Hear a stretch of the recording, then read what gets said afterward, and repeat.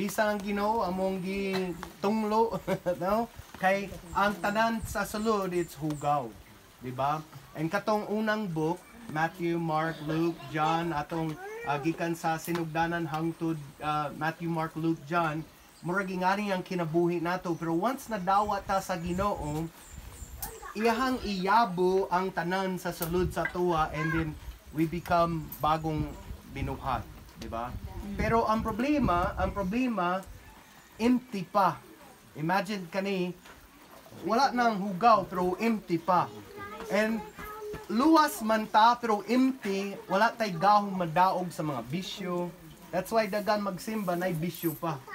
Di ba? Nakita mo na, nay tao nagsimba, nay bisyo pa, nay like dali lang masulod og lain things tungod kay empty man.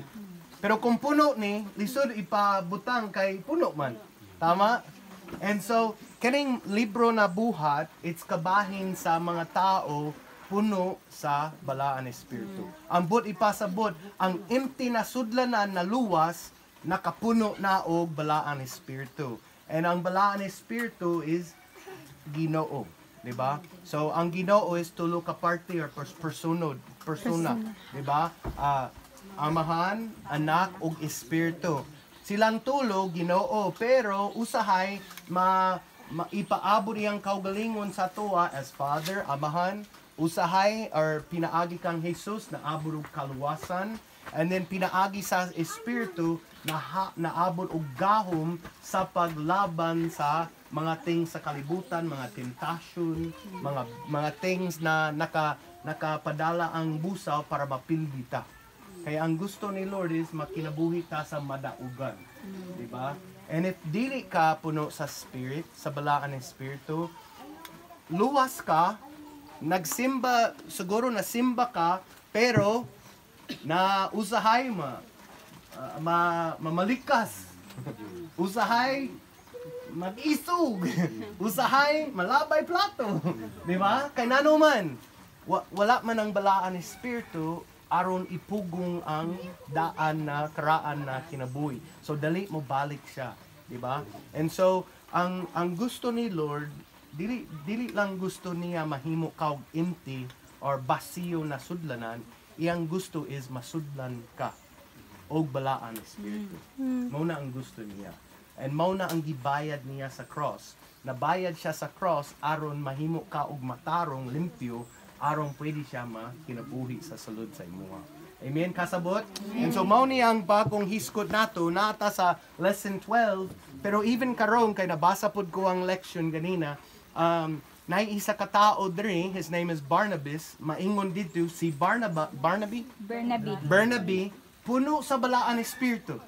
Like madungog like puno puno siya sa balaan espiritu kay nay nagamhan sa iyaha, nay na take over, nay nagiya sa iyahang gena, nay nagiya sa iyang kagustuhan, nay nagiya sa iyahang umaabot, nay na hatag og gana sa iyahang mabuhat alang sa Ginoo. And so if puno ka sa, let's say puno ka sa tinaw na tubig, if mo agas kuani unsa magawas? Tinaw na tubig, di ba? If hugaw ang sulod diri, if mo agas ko, hugaw mo gawas. And so, si Lord, iyang gipahawa ang hugaw, nahimo ka og basiyo na templo or basiyo na sudlanan, unya iyang gusto is ipapuno sa inyuha tanan, pati ako, og balaan espiritu, aron ang ipaaga sa imong kinabuhi, sa imong salingan padulong, or sa imuhang amigo dito sa unahan, ang muagas sa ilaha is puro maayo, madyaw, di ba? Kanang buutan, dili mamalikas na. Or if mamalikas ka, makonsensya gid ka. No? Sa una, why konsensya? Mamalikas ka, kahibalo si Lord ana. Pero karon mamalikas ka mo. Lord, pasaylo ako Lord, nasipiat ko. Di ba? Kay nanuman, ang balaan ng espiritu, nakapuno sa imuha, and iyahang ipugong ang dili maayo. Di ba? Aron ang muagas is iyaha. Or another term na sa English is sanctify. I think sa Bisaya magpabalaan. Ang buhat sa balaan ng espiritu is magpabalaan ta. Like his kwan, like dili kita perfect. no? Natay kuan, pero dapat mag-grow ta hangtod mahimo ta og nindot. Dili ta maabro perfect, pero at least mag-grow ta sa nindot sa maayo, di ba? And ang trabaho sa balaan ng Espiritu is sa una mamata ka, grabe ang batasan nimo, karon hinay-hinay nawala ang batasan. Kitsa na enkwentro na. Sa una na imong batasan wild, pero karon murag na na-relax na ka. Tungod kay ang balaan ng Espiritu. Dili tungod kay ikaw gamhanan or kaya ka makontrol or nay isa ka lalaki niyaging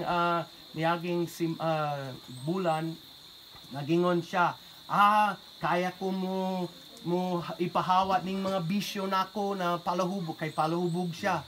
And I was like, bro, dili ka kaya. Why kaya ang tao? Ang Ginoo lang ang kaya. Bisan nadawat ka sa Ginoo and empty, basiyo pa ka, wala pa ang Holy Spirit, bisyoso gyapon ka, mabalik gid na. Nanuman, wala kay gahom sa paglaban o labaw ang mga bisyo or mga ilabay ang busaw. Kay ang labay sa busaw, it's tinuod. Kinsa diri dili matimtal. Ganon, matimtal. Kaya ang busaw, buhi. Tama? Tama, no? Buhi yun ang busaw. And naa siya abilidad sa pag-ilad o sa pagtimtal. Ang ipasabot sa timtal, kung hatag og lami, hangtod maguyod ka, hinay-hinay, and then all of a sudden, sakpan. Sama sa kanang alanggam, nay alimukon. And then, ang stick ba, nay kanang sticky ba? So, maduol sila, ay amigo, and then all of a sudden, mutupa sila, di kagawas, kay nanong man, ikaw na tintal sa iyaha, maduol. Saptang naduol siya, ipik na, wala na. And then ikaw mahimo og alimukon kung di ba? Alimukon. Masama ta sa alanggam kay nanuman ang busaw how jud mailad, how siya matimtal. Alright? That's why mao na ang rason kinahanglan kita mapuno sa balaan ng Espiritu. Aron maamgo ta, aron mamata ta sa mga buhat sa busaw og naatay gahom sa paglikay. Amen? Amen? Sige, so muna ang